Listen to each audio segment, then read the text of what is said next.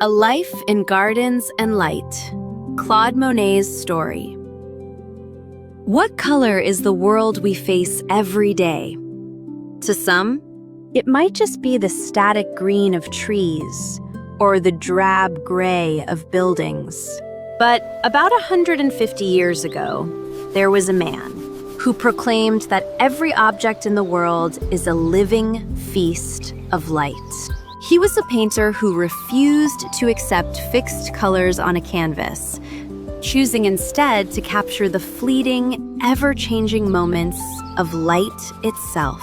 That man was the master of Impressionism, Claude Monet. Today, if you ask people around the world to name their most beloved painter, Monet is almost always near the top of the list. Standing in front of his paintings, we often fall into the illusion that we are standing on a warm, sun-drenched hillside somewhere in France. The colors wrap around our minds with soothing comfort, and the light shimmers and dances gently across the canvas. Why are people so fiercely passionate about Monet's work? It isn't simply because his paintings are beautiful. Behind his canvases lie a dogged obsession with light, an artistic purity that refused to break even amidst crushing poverty, and the agonizing grief of loving and losing a woman. Today, we invite you to step into the brilliant, yet heartbreaking life of Claude Monet, a man who threw his entire existence into light and love. Born into a merchant family in Paris in 1840, Monet grew up in the coastal city of Le Havre, where his father ran a shipping supply and wholesale grocery business.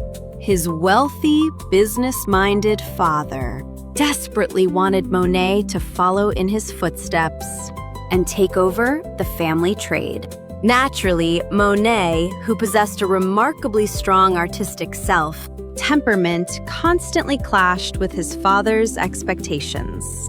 As a schoolboy, he behaved like a rebel, filling his textbooks with caricatures of his teachers. It was his mentor, Eugène Boudin, who finally drew the boy out into the open air. "Leave the studio," Boudin told him. "Nature, seen and felt directly on the spot, is the only real thing." These words set Monet's soul on fire. At the time, however, the mainstream art world of the Salon only recognized polished, flawless paintings, depicting mythological tales or historical events. Works like Monet's painted outdoors, with rough, rapid brushstrokes to capture a split second of light, were routinely dismissed as nothing more than unfinished scribbles. Amidst this cold rejection, a woman entered Monet's life, becoming both his most radiant light and his deepest shadow. Camille, his first wife and eternal muse. Monet fell in love at first sight when he met Camille, Woman with a Parasol, 1875, who was a 19-year-old model at the time. Monet's stern father fiercely opposed his love for a penniless model, eventually cutting off all financial support when his son refused to take over the family business. Yet Monet chose love and art.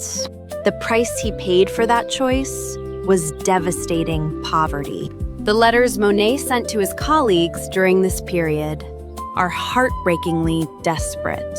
"I haven't eaten in 3 days because I have no money for bread," or "We are about to be thrown out onto the street because I can't pay the rent.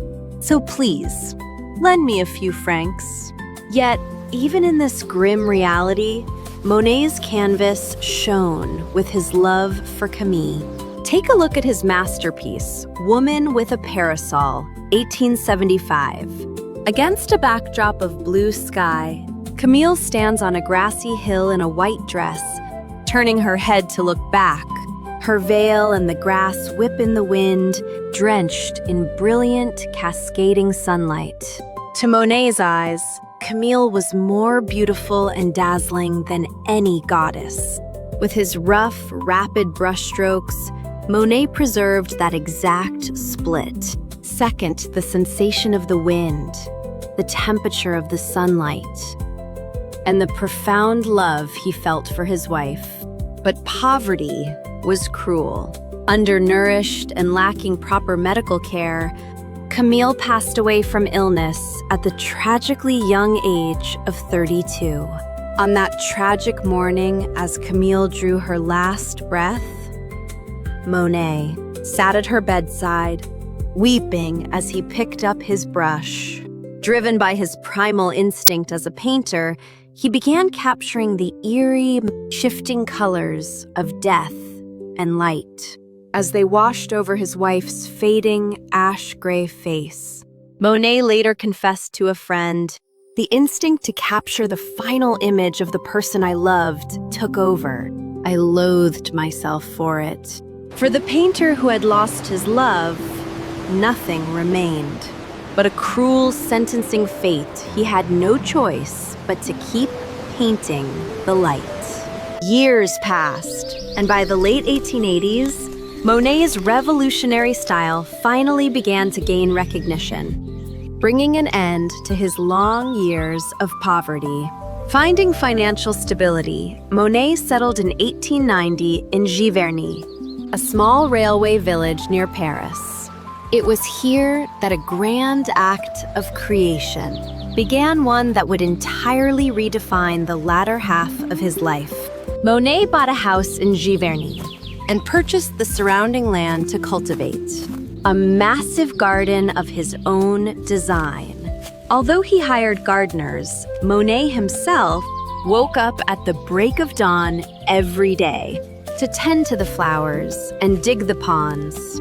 He built a Japanese-style bridge and planted white, pink, and purple water lilies. People often ask, why did Monet become so utterly obsessed with water lilies? Why did he look at nothing but that pond for the final 30 years of his life? The first reason is that the lily pond was the most perfect mirror for observing the shifts in light that he had spent his entire life chasing. The surface of a pond is never static. It mirrors the crisp light of morning, the intense glare of midday, the crimson glow of dusk, the clouds drifting across the sky, and the shadows of willow trees swaying in the breeze. For Monet, painting water lilies was never just about rendering plants. It was about painting the very movement of the universe, reflected in the mirror of the day, water painting the flow of time and light itself. The second reason was emotional healing. Having lost his first wife, Camille, and later his second wife, Alice, the garden became the only sanctuary where Monet could shelter from the harsh storms of life. Watching the water lilies bloom every morning and close every evening, Monet soothed the agony of his losses and surrendered himself to the eternal rhythms of nature. As he once said, "I am good for nothing except gardening. My greatest masterpiece is my garden." Yet, fate dealt this aging painter one final, cruel blow. As he entered his 70s, Monet developed cataracts, a diagnosis that amounted to a death sentence for an artist. As his lenses grew cloudy, the crisp, light and transparent colors he so dearly loved began to vanish. The world looked as though it were trapped in a thick, murky fog, heavily distorted into shades of red and yellow. The shapes of objects dissolved entirely. Most people would have laid down their brushes, but Monet did not stop. Even when his vision was nearly gone, and he could no longer read the labels on his paint tubes, he memorized the exact layout of his palette, mixing colors, purely by memory and tactile instinct before applying them to the canvas, born from this agonizing struggle against blindness. were the monumental murals of the Water Lilies series, which now fill the Musée de l'Orangerie in Paris.